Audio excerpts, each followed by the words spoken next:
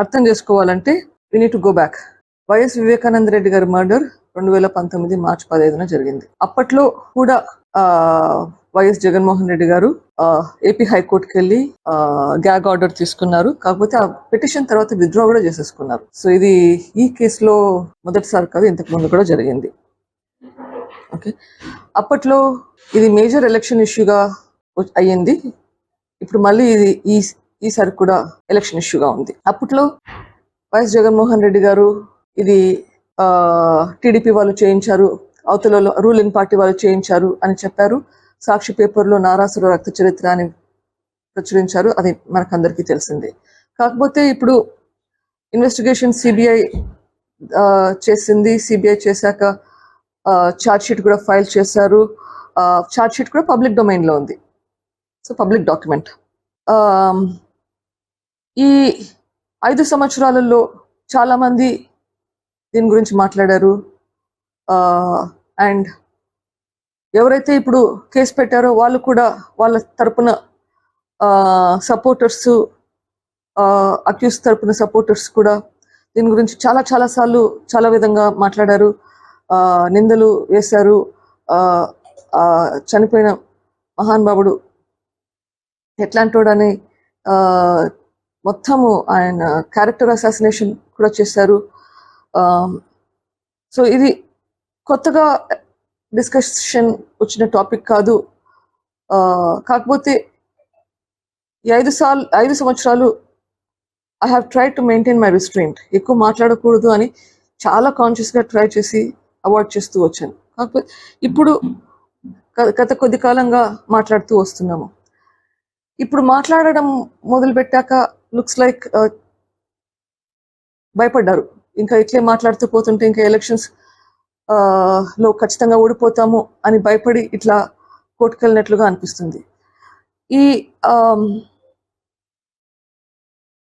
యొక్క issue, YS Vivekananda Reddy గారు చనిపోయిన ఇష్యూ పబ్లిక్లో ఇప్పుడు చాలా ఎక్కువ డిస్కషన్ జరుగుతుంది. ఇది ఎందుకు నేను తప్పు ఆర్డర్ అంటున్నానో అది మీకు కొంచెం ఎక్స్ప్లెయిన్ చేయాలి. ఈరోజు అవినాష్ రెడ్డి గారు అఫిడవిట్ సబ్మిట్ చేశారు, నామినేషన్ సబ్మిట్ చేశారు, ఎలక్షన్ కమిషన్కి నామినేషన్ ఫైల్ చేశారు. మీరు దాంట్లో గమనిస్తే క్రిమినల్ రికార్డ్ ఫైల్ చేయాలి. క్రిమినల్ రికార్డులో ఈ కేసు కాక ఇంకో కేసు కూడా మెన్షన్ చేస్తుంది. 2 కేసులు ఆయన మీద ఇప్పుడు ఉన్నట్లుగా open cases. Election commission rule ప్రకారం కొన్ని క్రిమినల్ కేసెస్ ఉంటే గన ఎలక్షన్స్ కంటెస్ట్ చేయకూడదు, ఆర్ కన్విక్షన్ ఉంటే కన. కానీ క్రిమినల్ రికార్డ్ అయితే పెట్టాలి. ఇది సుప్రీంకోర్టు కూడా చెప్తుంది. సుప్రీంకోర్టు చెప్తుంది, ఎలక్షన్ కమిషన్ చెప్తుంది. ఏమైనా క్రిమినల్ రికార్డ్ ఉంటే అది పబ్లిక్ డొమైన్లో పెట్టాలి అని. ఎవరు? క్యాండిడేట్. అదే కాదు, ఏదైతే పార్టీ ఉందో ఆ పార్టీ కూడా ఎక్స్ప్లెయిన్ చేయాలి. ఇప్పుడు ఒక పర్టికులర్ క్యాండిడేట్కి క్రిమినల్ రికార్డ్ ఉంటే ఆ పర్టికులర్ క్యాండిడేట్ని ఎందుకు సెలెక్ట్ చేశాము వర్సెస్ సమ్ అదర్ క్యాండిడేట్, వేరే క్యాండిడేట్ కాకుండా క్రిమినల్ రికార్డ్ ఉన్న క్యాండిడేట్స్ని ఎందుకు కంటెస్ట్లో పెడుతున్నారో వాళ్ళు కూడా సంజాయిషి ఎక్స్ప్లెయిన్ చేయాలి పబ్లిక్కి. ఇది ఎందుకు ఇట్లా ఉంది అని ఆలోచిస్తే, ఏదైనా క్రిమినల్ రికార్డ్ ఉంటే అది ప్రజలకు తెలియాలి, ప్రజలలో డిస్కషన్ రావాలి. Both Election Commission of India and Supreme Court have held that information has to be disclosed. Okay?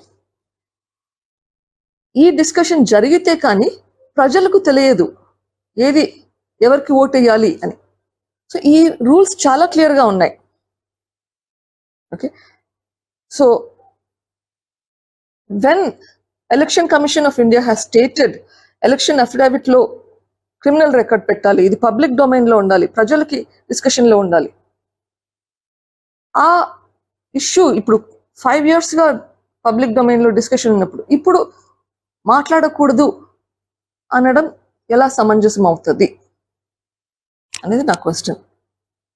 Okay, ఇంకొకటి, ఇప్పుడు ఛార్జ్ షీట్ లో ఉన్న ఇష్యూస్ రేస్ చేస్తున్నాం. ఛార్జ్ షీట్లో లేని ఇష్యూస్ రేస్ చేయడం లేదు. మోస్ట్లీ ఛార్జ్ షీట్లో ఉన్నాయి చెప్తున్నాం. సో ఛార్జ్ షీట్లో ఉన్నవి డిస్కస్ చేయడంలో తప్పు ఏమిటో నాకు తెలియదు. ఇంకా కొన్ని ఛార్జ్ షీట్లు రేస్ చేసిన కన్సర్న్స్ కూడా డిస్కస్ చేస్తున్నాం. ఫర్ ఎగ్జాంపుల్ వైఎస్ జగన్ మీద ఇన్వెస్టిగేషన్ ఇంకా కంప్లీట్ అవ్వలేదు అని ఛార్జ్ షీట్లో మెన్షన్ చేస్తే అది కూడా మెన్షన్ చేస్తున్నాం. సో ఇది ఛార్జ్ షీట్లో ఉన్న విషయాలు, కొత్తగా బయటకు వచ్చిన విషయాలు కాదు.